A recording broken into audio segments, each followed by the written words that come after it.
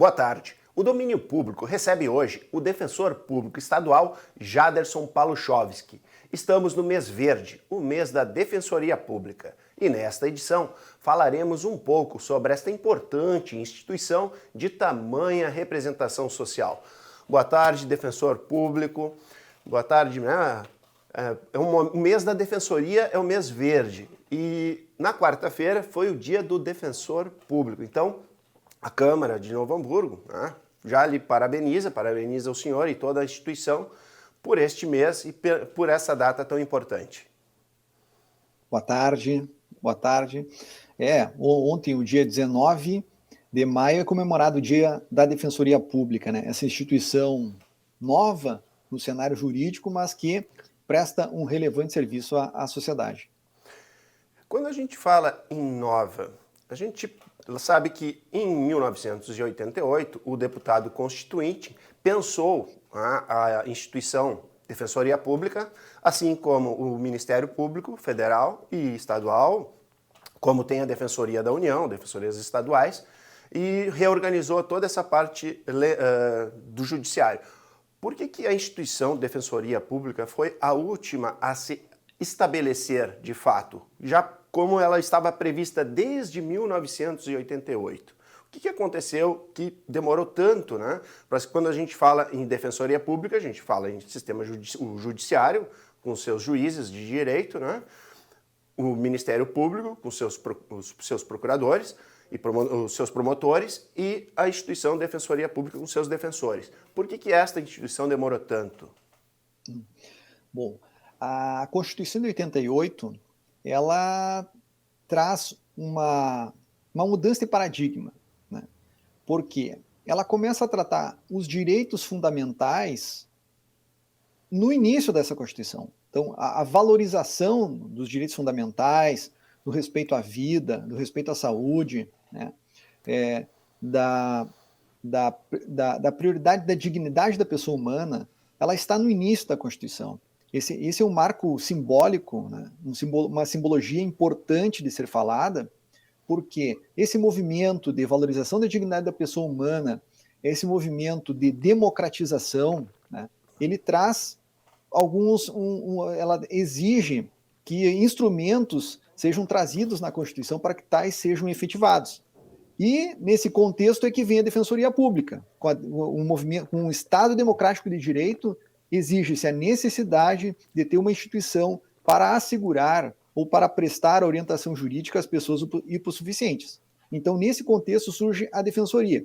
Antes disso aí, as demais instituições do sistema de justiça, como o Poder Judiciário, o próprio Ministério Público, eles já se faziam presentes anteriormente, mesmo durante o período de regime militar, e a Defensoria Pública ela veio nesta modificação do regime, que passamos a ter uma Constituição com eleições diretas e com a escolha dos nossos representantes, e a Defensoria vem, então, justamente como instituição do regime democrático, para prestar orientação jurídica às pessoas hipossuficientes, para tutelar, para buscar a preservação dos direitos humanos, e esse é o contexto que é trazida a Defensoria Pública em 1988.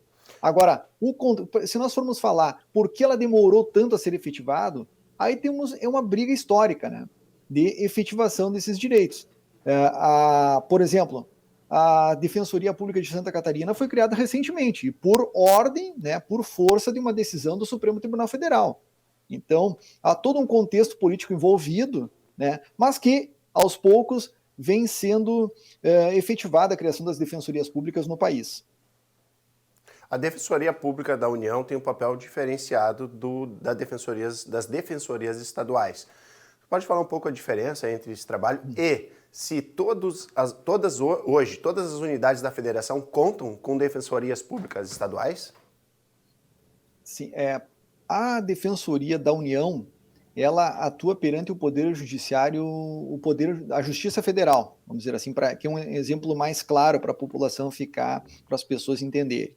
Então, vamos imaginar uma demanda contra a União, ou uma demanda de aposentadoria contra o INSS, né? Elas são todas demandas que tramitam na Justiça Federal.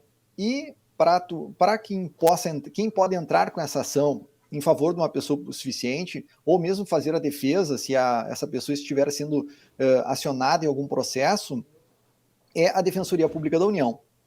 A Defensoria Pública do Estado, ela atua no âmbito da Justiça Estadual, né, que são mais as relações que envolvem as relações interpessoais. Então, a ação de divórcio, que envolve dois particulares, né, uma ação indenizatória, né, uma ação que não envolva a União, é claro, uma ação de rescisão de contrato, uma discussão sobre revisão de juros, um uso capião, uma reintegração de posse, né, sem falar as questões de guarda, né, muito as questões da infância e juventude, envolvendo as crianças, adolescentes, medicamentos, e são inúmeras essas matérias. Claro que na ação de medicamentos tem peculiaridade. Se for uma ação contra o Estado e contra o município, tramita na Justiça Estadual. Agora, se for uma ação promovida contra a União, aí teria que ser deslocado essa tramitação, esse processo para a Justiça Federal. Então, essa é a diferença básica entre as duas defensorias, né? E no caso da Defensoria Pública Estadual, a minha dúvida, acho que eu ainda não consegui ter essa informação sobre as unidades da federação. O senhor comentou que Santa Catarina, por força do Supremo Tribunal Federal, teve que implementar a sua Defensoria Pública. Então, nós estamos falando desde 1988. 1988, século passado, e demorou todo esse tempo. Além de Santa Catarina, há algum outro caso ou estamos hoje com todas as defensorias estaduais em atividade? Então, ao que eu lembro, todas as unidades da federação hoje contam com a defensoria, né? Então, citar o exemplo do Rio Grande do Sul. Foi criada a Constituição de 88, então, estabeleceu a criação da defensoria. Só que a efetivação, a implementação na prática, aqui no estado do Rio Grande do Sul, só veio ocorrer em 1994. E desde 88, então, nós vem se travando essa luta para a criação das defensorias públicas. Como eu disse antes, o estado de Santa Catarina só foi criar sua defensoria por força de uma decisão do Supremo Tribunal Federal. Ultimamente, se não estou enganado, teve o estado de Goiás ou Tocantins, que foi uma das últimas defensorias a ser criadas. Então, todas contam com a defensoria pública, porém, esse atendimento não se dá de forma integral. Talvez em Santa Catarina nós temos algumas comarcas que não tenham o atendimento ainda. O atendimento a defensoria só se faz presente em poucas unidades ou poucas comarcas. Então, essa é a diferença que se dá entre as defensorias no país. Umas com mais abrangência, outras com menor abrangência. Aqui no Rio Grande do Sul, a defensoria pública está presente em mais de 90% das comarcas, né? Deve faltar pouquíssimas, talvez não tenha uma dúzia de comarcas que não sejam atendidas, né? Muito poucas. O resto, todas contam com o atendimento da Defensoria Pública. Bom, ainda falando sobre a Constituição, a emenda 80 de 2014 trouxe um novo perfil constitucional à Defensoria. O que aconteceu naquele momento? Porque até então também a Defensoria não contava com um capítulo próprio dentro da Constituição. E esta criação deste capítulo também é uma representação, embora possa parecer pouco, mas é muito importante, foi muito importante para a Defensoria ter o seu capítulo próprio estabelecido dentro da Constituição Federal. O senhor pode falar um pouco sobre essa questão da emenda, o que ela mudou nesse perfil constitucional? A emenda 80, então, ela promove alterações no artigo 134 da Constituição, que é o artigo básico, o artigo que trata da defensoria, né, que coloca a defensoria pública dentro da nossa Carta Maior. E ela promoveu algumas mudanças, como, por exemplo, ela passou a tratar a defensoria pública como expressão do instrumento do regime democrático. Então, a defensoria só existe se o nosso regime for democrático, né? Da importância, a ligação da defensoria pública com o nosso regime do país, com uma instituição, com um país que tenha representantes eleitos, com poderes independentes, com respeito aos direitos humanos, né? Então, ela vem dentro desse contexto. Isso ficou expresso no artigo 134 da Constituição Federal, né? Outra questão importante que ela trata, expressamente coloca que a Defensoria Pública pode promover a tutela dos direitos, não só individuais, mas coletivos, né? O que já vinha sendo discutido, já vinha sendo aceito pelo Poder Judiciário, mas ficou de maneira expressa no artigo 134 da Constituição. Mas, além de tudo isso aí, foi promovido, foi estabelecido que no prazo de 8 anos, a União, os Estados, o Distrito Federal, deveriam contar com defensores públicos em todas as unidades jurisdicionais. Todas as comarcas, seria isso? Seria todas as comarcas, né? E a gente diz unidades jurisdicionais, seria onde tem presente juiz, né? Sim. Onde tem presente um juiz. Então, isso foi em 2014. Vamos ver se isso vai ser implementado no tempo estabelecido. Esse prazo vence em 2022? 2022. Ano que vem. A emenda é o ano que vem. Vamos ver. É um período exíguo. E hoje, o estado do Rio Grande do Sul, como o senhor comentou, ele praticamente 90% das comarcas são atendidas por defensores. Inclusive, ainda não queria entrar nesse aspecto regional, mas eu acho importante e relevante. Neste momento, quantos defensores públicos o estado do Rio Grande do Sul conta? Eu não vou dizer o número exato, mas em torno de 460 defensores. É o maior número até hoje? O maior número até hoje. Isso vem sendo um aumento gradual, né? Com a criação de cargos aos poucos, né? Sendo aprovados pela Assembleia Legislativa. Então, aos poucos, a Defensoria Pública vem aumentando o número de agentes. Defensor, existe um número ideal para seus colegas, vamos dizer assim, no Estado? Existe um número, a Defensoria já sabe seu número para conseguir atender a todas as demandas do Estado? Essa é uma questão difícil de se prever, porque o número de agentes vai depender daquilo que a Defensoria está disposta, ou daquilo que a sociedade, né, está disposta aquele tipo de serviço que a sociedade está disposta a prestar. Vamos tomar um exemplo. Se nós considerarmos que a Defensoria Pública hoje ela não atua na prisão em flagrante, né, nas prisões em flagrante, só em Porto Alegre nós temos uma representante da Defensoria Pública dentro da Delegacia de Polícia.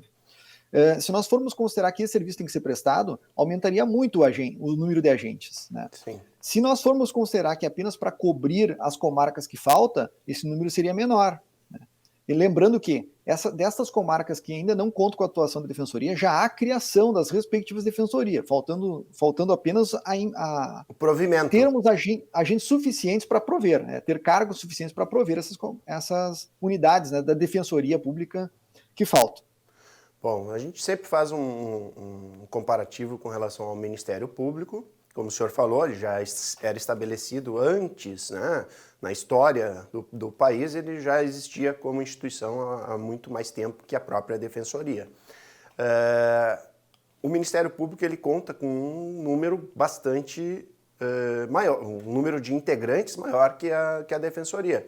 A ideia é que, por questão de paridade, que vocês têm paridade com os outros poderes, né? Ou melhor, com o Ministério Público e com o Poder Judiciário, há esse entendimento, pelo menos, né?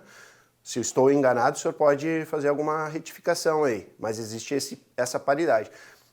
Então, existe ainda um longo caminho a se percorrer até a Defensoria ter, pelo menos, né, o mínimo de condições para poder atuar na defesa dos direitos da sociedade, sejam eles individuais ou coletivos. É isso mesmo? E acrescento uma outra questão que é importante. Vamos imaginar um processo crime, né, onde sejam acusadas duas ou três pessoas. O Ministério Público, ele como um agente só, ele consegue fazer essa acusação contra várias pessoas. O juiz é um juiz só que pode julgar toda essa demanda. Agora, se um desses réus, né, imputar a prática do fato ao outro, né, houver um conflito de interesses, né, entre as defesas desses acusados e que ambos, ou que às vezes são muitos, né? Eu estou falando em dois só para nós ter como exemplo aqui. Mas se ambas as pessoas ou todas as pessoas acusadas necessitarem da defesa a ser executada pela Defensoria Pública, nós vamos ter que ter um agente para cada réu. Um agente para cada réu.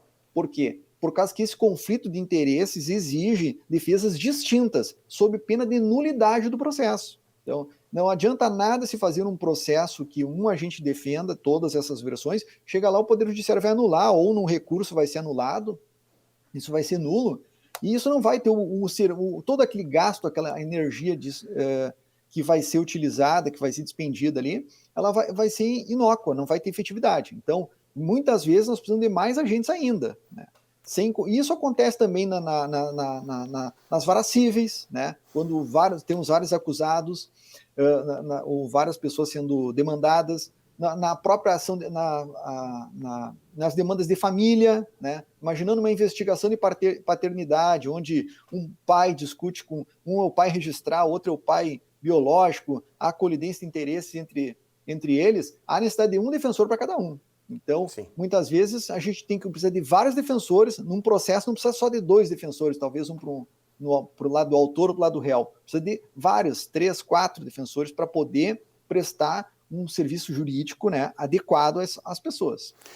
Normalmente se usa o termo assistido, né, que é o cidadão que demanda serviços da defensoria, ou atendimento da defensoria. Só que o senhor usou o termo logo no início da nossa conversa sobre hipossuficientes. Gostaria que primeiro o senhor falasse sobre o que é o hipossuficiente e logo na sequência explicar um pouco que não apenas os hipossuficientes podem ser atendidos pela defensoria, que há casos em que pessoas que mesmo com condições que o senhor vai explicar o que é hipossuficiente também podem recorrer à defensoria. Tá. O termo hipossuficiente a gente usa porque ele pode se dividir em 2. Nós podemos ter o hipossuficiente financeiro, o econômico, né? E a pessoa pode ter uma hipossuficiência organizacional, daí a gente vai contextualizar. Hipossuficiente financeiro, o econômico, aquela pessoa que não tem condições de contratar um advogado, ela não tem condições econômicas. O nosso critério aqui no Rio Grande do Sul, como regra, é porque a pessoa que tem a renda familiar até 3 salários mínimos, ela tem direito a ter o serviço da Defensoria Pública, né? Então, essa é a regra básica. E dentro do hipossuficiente organizacional, que a gente chama, são outras pessoas que estão numa situação de vulnerabilidade que a gente não afere isso pelo lado econômico. Por exemplo, um réu no processo criminal. Um réu no processo criminal ele é hipossuficiente. Então, se ele não constitui um advogado, né, automaticamente o juiz vai mandar esse processo para a Defensoria Pública. Ele não vai discutir se essa pessoa tem ou não condições econômicas de contratar um advogado. Ele automaticamente vai vir. Por quê? Porque no processo criminal essa defesa é indisponível. Ele não tem disponibilidade. Ele vai ter que ter uma defesa. Vamos, por exemplo, no processo civil. Quando o réu é citado por edital ou por hora certa, né, o juiz não vai interessar se essa pessoa tem ou não condições econômicas abastadas. Ele vai mandar o processo para a defensoria. Por quê? Porque tem uma função estabelecida no Código de Processo Civil que chama-se curadoria especial. E a curadoria especial é exercida pela Defensoria Pública, né? Outro caso, nas tutelas coletivas. A Defensoria pode promover uma tutela coletiva, uma ação contra uma instituição financeira, né, que está fixando cláusulas abusivas, né, em determinados contratos de adesões.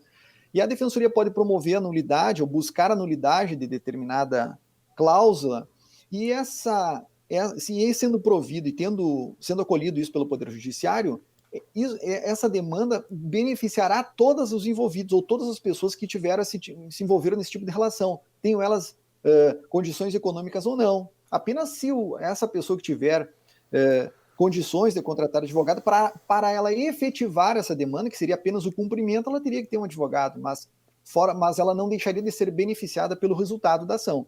Então, por isso que a gente trata de hipossuficiência econômica organizacional.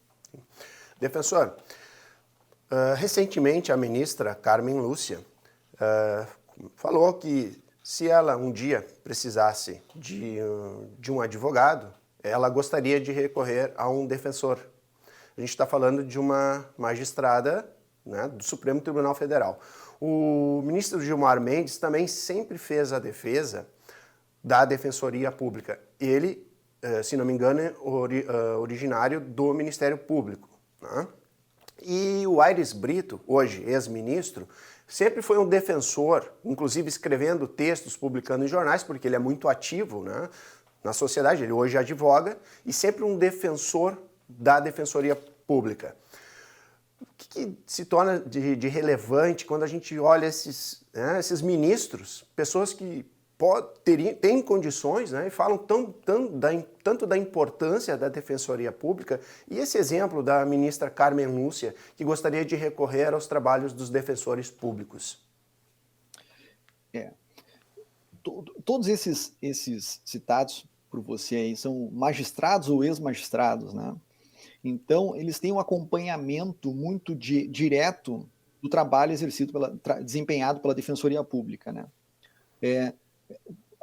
Não é nenhum demérito a advocacia, né? A advocacia tem o seu reconhecimento, apenas a Defensoria tem algumas peculiaridades. Como, primeiro, eu poderia destacar, a Defensoria, para te ingressar na Defensoria, exige concurso muito disputado, né? Um concurso público muito concorrido. Segundo, a Defensoria Pública ela não escolhe causa. Talvez o advogado particular possa escolher aquela que melhor lhe traga algum tipo de benefício ou aquela que ele se sente mais à vontade. Na Defensoria, a Defensoria não escolhe causa. A Defensoria não escolhe para quem ela vai prestar o serviço, quem ela vai defender, para quem ela vai atuar, né? Nós não temos essa escolha, né? E a Defensoria, ela, não, por exemplo, para um defensor não deixar de fazer um recurso, né, todas as causas, deixar de fazer um recurso, ela tem que fazer um pedido para a corregedoria. Então, é um sistema montado, né, que busca minimizar o erro. Então, a Defensoria Pública atua muito nos tribunais, né, e, sempre que possível, esgota os recursos nos tribunais superiores. Hoje em dia, a Defensoria conta, pelo menos a Defensoria do Rio Grande do Sul, conta com 2 agentes atuando em Brasília, justamente para cuidar dos processos que chegam no Supremo Tribunal Federal e no Superior Tribunal de Justiça. Então a gente fica fica lisonjeado com esse reconhecimento dos magistrados, especialmente esses ministros do Supremo Tribunal Federal, e, ao mesmo tempo, aumenta a nossa responsabilidade, né? Porque as demandas, cada dia que passa, são mais complexas, exigem mais conhecimento, a gama de direitos que vem sendo efetivados a cada dia, ela tende a aumentar, né? Agora a gente fala muito nas questões envolvendo internet, envolvendo operações mais sofisticadas, e a Defensoria Pública tem que estar num constante aperfeiçoamento para poder atender poder atender essa expectativa e prestar um ótimo serviço, um serviço de excelência, que é o que está no nosso planejamento estratégico para a população. Defensor, tem uma outra questão agora, como eu citei o Supremo Tribunal Federal. Quando a gente fala do Supremo Tribunal Federal, a gente fala também em substituição de ministros. São 11 ministros. E uma parte ela é provida por magistrados de carreira do Poder Judiciário, ou seja, juízes, e uma parte pelo 5º Constitucional, que são, então, ou da advocacia, como um todo, e o Ministério Público, que provê, ou seja, há uma alternância ou uma escolha, né? Por que a Defensoria ainda não está estabelecida, pelo menos como um regramento, porque isso foi pensado lá em 1988, e quando teremos um ministro do Supremo Tribunal Federal oriundo da Defensoria Pública? Bom, a questão do 5º Constitucional, ela trata mais da escolha de ministros para o Superior Tribunal de Justiça ou para próprios desembargadores aqui do Tribunal de Justiça do Estado, né? Quando você trata ministros do Supremo Tribunal Federal, a escolha exige apenas uma indicação do presidente da República, né, depois com sabatina pelo Senado. Eu vejo mais que a questão, com relação ao primeiro aspecto, que é entrar por um 5º Constitucional, né, a Defensoria Pública ainda nesse aspecto é vista como o acesso de um defensor teria que ser por via do 5º da advocacia, né?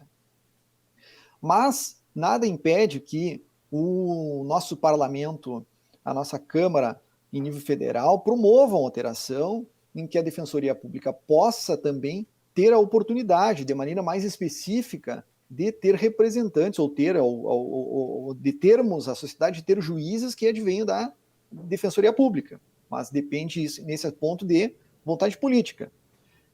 Com relação ao Supremo, da mesma forma, né? Talvez a Defensoria Pública, por ser uma instituição ainda, né, nova, como eu digo, né, perto das demais carreiras, não tem essa consolidação como uma instituição que muitas vezes é desconhecida pela sociedade. Então ainda não se teve esse aspecto político, né, não teve força suficiente para que a Defensoria coloque representantes, ou que o Judiciário conte com membros que venham da Defensoria Pública. Eu vejo mais por essa questão, por esse lado político. Bom, nada impede, então, que um presidente da República indique um defensor público para assumir o Supremo Tribunal Federal. Mas, no STJ, no Supremo Tribunal de Justiça, e, no caso aqui do Rio Grande do Sul, o Tribunal de Justiça, no caso dos desembargadores, hoje, constitucionalmente, não há essa possibilidade? Só se fosse por algum defensor vinculado à OAB, né? Que daí seria pelo lado pelo quinto dos advogados. Sim. Mas não há uma previsão específica de um quinto da defensoria, ou uma fração menor, né? Estabelecendo especificamente vagas destinadas a membros que viessem da Defensoria Pública. Bom, o Senado Federal, ele iluminou-se de verde em homenagem ao mês verde. Então, eu também gostaria que o senhor falasse um pouco dessa característica, né? O mês verde, que representa para as instituições de defensorias públicas, seja da União e defensorias públicas estaduais. O verde, ele vem da esperança, né? E essa é uma cor, eu acho, muito apropriado para pintar como a cor da Defensoria Pública, por causa que é isso que a Defensoria tenta trazer para as pessoas, né? ou para dentro, fazer acontecer na vida das pessoas, que é trazer um pouco de esperança, que é trazer melhora na sua condição de vida, que é para resolver algum problema, que é para prestar um auxílio, porque as pessoas que nos procuram, na maioria das vezes, elas já bateram em diversas portas, né? Nós vamos considerar uma pessoa que busca medicamentos, ela já foi lá, já consultou na UPA, já buscou um medicamento na farmácia do Estado, e ela não conseguiu, e ela vem ali como último recurso. Então, esse verde vem da esperança, e essa é talvez uma das marcas características da Defensoria Pública, que é dar essa esperança às pessoas que nos procuram. E o verde também é a cor da saúde, né? É a cor que representa a saúde. Bom, vamos falar um pouco então sobre o nosso aspecto local aqui. A Defensoria Pública de Novo Hamburgo. Quantos agentes atuam aqui como defensores, né? E quais áreas são atendidas para dar provimento, né, a essas demandas da população? De maneira didática, assim, a Defensoria do Novo Hamburgo, ela conta com 8 agentes para atuar nas varas cíveis criminais e conta com outros 6 agentes, 6 vagas para atuar na vara da VEC, que é a execução penal. Isso é um aspecto importante aqui da comarca, porque ela tem uma VEC, quando eu falo em VEC, eu falo Vara de Execuções Criminais, ela conta com uma vara regionalizada, que abrange a atuação em presídios como o de Taquara, o próprio presídio aqui de Novo Hamburgo, mas também pega o presídio de São Leopoldo, pega a Modulados de Montenegro e a PEG em Charqueadas também. Sim. Puxa. E agora também o presídio de Sapucaia do Sul. Então, o novo, como acho que é novo, né? É novo, é. Como isso é uma vara regional com um grande número de presos, então nós temos 6 agentes que atuam, né, para cuidar dessa VEC regional. Lembrando que a Defensoria Pública faz um atendimento dentro do cárcere, né? E isso exige uma dedicação muito grande, né? Porque tem que fazer atendimentos toda semana, além e depois acompanhar toda a tramitação dos PECs, que são os processos de execução criminal. Mas também, nas varas judiciais, a gente conta com 8 vagas, né? E a gente atua em todas as áreas. começar nas varas de família, nas varas de direção do foro, na vara de direção do foro, né? Na vara de infância e juventude, nas varas cíveis, nas varas criminais. Então, todas as áreas são atendidas pela Defensoria de Novo Hamburgo. E o que é preciso para contar com a Defensoria? No caso do cidadão hamburguense, falando aqui na nossa, já trazendo para o nosso fator local. Como ele procura hoje, né, a Defensoria?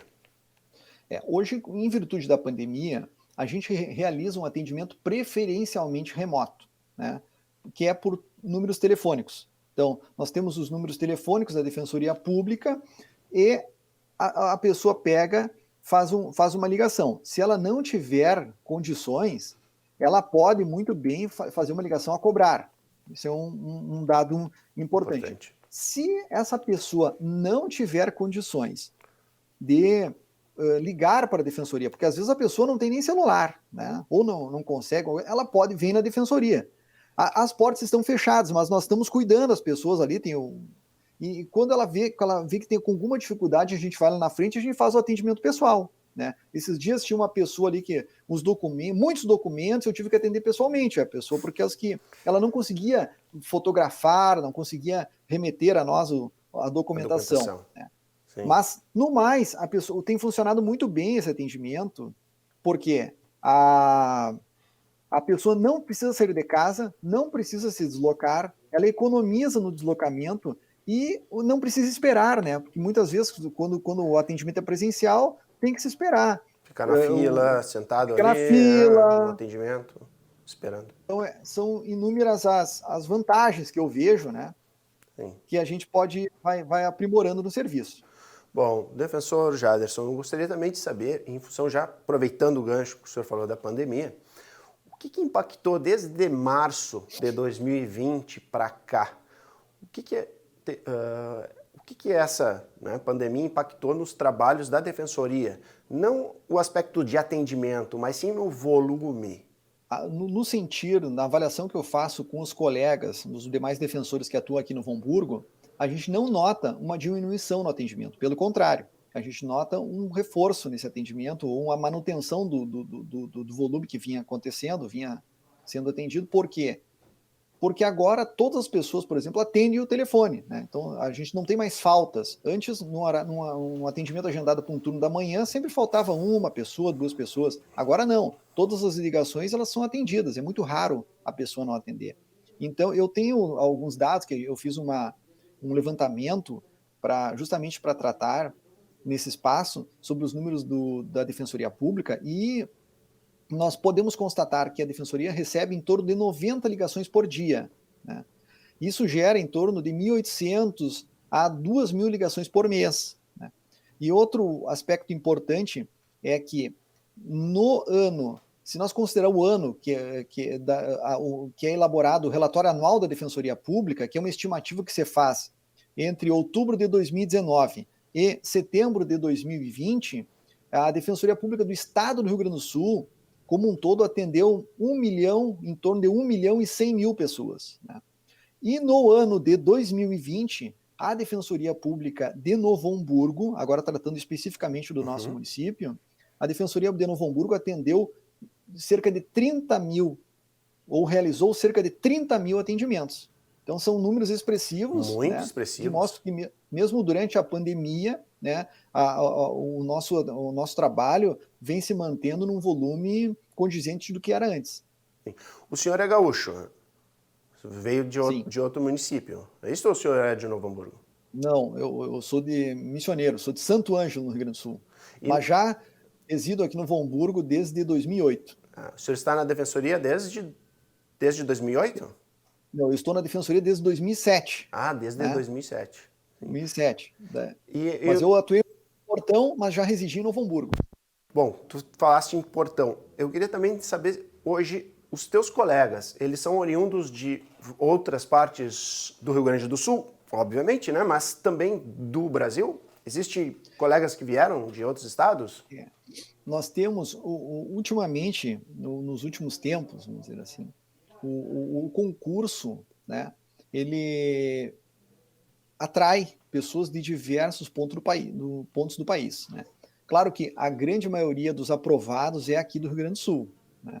Mas nós temos colegas dos diversos estados da federação, muitos colegas do Rio de Janeiro, Minas Gerais, São Paulo, né? Do Nordeste, Piauí. Nós tivemos um colega até o ano passado que atuou aqui no Novo Hamburgo, que era do Piauí.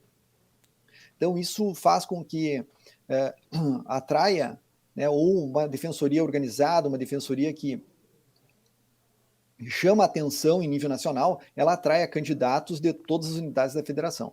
E isso, de certa forma, também contribui porque traz um outro olhar, porque outros agentes vindo de outros estados também têm a sua contribuição das suas vivências locais. É isso? Tem a sua contribuição das suas vivências, tem a contribuição da sua experiência nas defensorias ou no sistema jurídico daqueles locais, desses estados, né? Na cultura, a gente nota muito isso na cultura. O pessoal vem aqui, aprende a tomar chimarrão, mas também traz uma prática do que era um tererê, talvez, desenvolvido lá no seu estado. Então é importante essa integração que haja, né? Essa integração é importante, né? Porque nós somos um país, né? E deve assim ser tratado, um país que deve buscar uma unidade, um país que deve buscar um zelo, um respeito por todas as pessoas, né? Não interessando raça, não interessando local aonde elas morem, de onde elas venham. Defensor Jaderson, faça as suas considerações finais, por favor. Eu inicio, então, agradecendo esse espaço, né, para a gente poder falar um pouco de Defensoria Pública, uma instituição que tem a sua finalidade de prestar um serviço para aquelas pessoas que mais precisam, né? Uma instituição que às vezes não é bem compreendida, né? Porque alguém não entende que ela tem que exercer a defesa de um réu num processo criminal, mas que isso não é mera atribuição que a Constituição nos dá e que a sociedade civilizada exige, né? A racionalidade imperando, né? As leis sendo aplicadas no país, né? Não os impulsos, não as emoções, mas sim as leis e a racionalidade imperando sobre outro tipo de desejo, né? E a Defensoria está aqui para isso, né? Para se colocar, para auxiliar, especialmente aquelas pessoas que são mais oprimidas ou que não têm a mesma espaço de voz na nossa sociedade, né? Isso é muito importante. E a gente agradece o espaço para falar, para divulgar, para que as pessoas que necessitam dos nossos serviços, quando precisarem, tenham acesso, saibam que as portas da Defensoria Pública sempre estão abertas para atender a população. E esse mês de maio, sendo o mês verde, né, sendo o mês que se comemora o Dia da Defensoria Pública, é muito importante esse reconhecimento e é muito importante que a instituição seja valorizada, seja conhecida pela população. É com isso que eu encerro a minha participação e agradecendo mais uma vez essa oportunidade para poder falar sobre a Defensoria Pública. Parabéns pelo seu trabalho, parabéns pelo mês, parabéns pelo Dia do Defensor. E o programa de hoje se encerra por aqui. Agradecemos a gentileza pela participação do Defensor Público Estadual Jaderson Paluchowski. O programa é reprisado às terças e quintas-feiras em nossa programação. Você também pode acompanhar a TV Câmara em canal próprio no YouTube e no Facebook. Até mais!